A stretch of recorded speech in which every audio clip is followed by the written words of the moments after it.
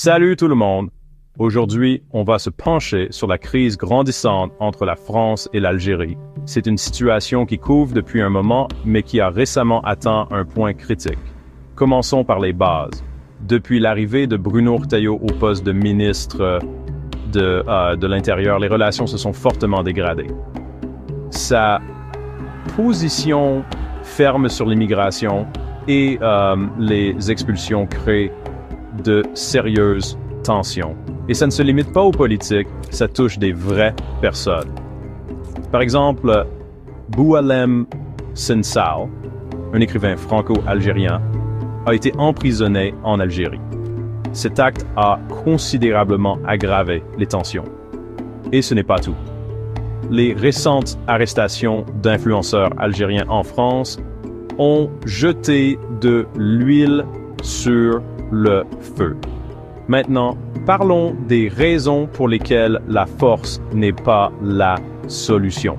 Razika Adnani, une philosophe spécialiste de l'islam et de la pensée musulmane, affirme que les rapports de force ne font que nuire aux deux pays. Elle est convaincue que le dialogue et le respect mutuel sont les clés pour résoudre cette crise. Il est important de rappeler que tous les Algériens ne nourrissent pas de ressentiment envers la France. Beaucoup considèrent ces griefs historiques comme étant justement cela, de l'histoire ancienne. Ils ne représentent pas le sentiment général des Algériens. La crise actuelle est instrumentalisée à des fins politiques. En France sont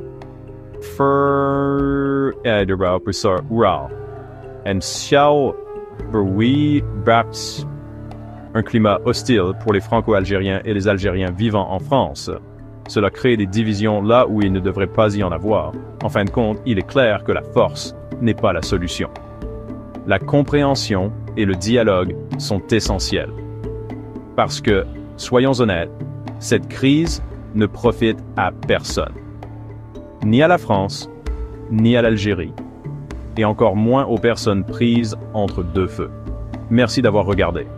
N'oubliez pas de liker, commenter et vous abonner pour plus d'analyses. En attendant la prochaine fois, œuvrons pour un monde où le dialogue l'emporte sur la division. Merci de bien vouloir activer la cloche et de cliquer sur j'aime.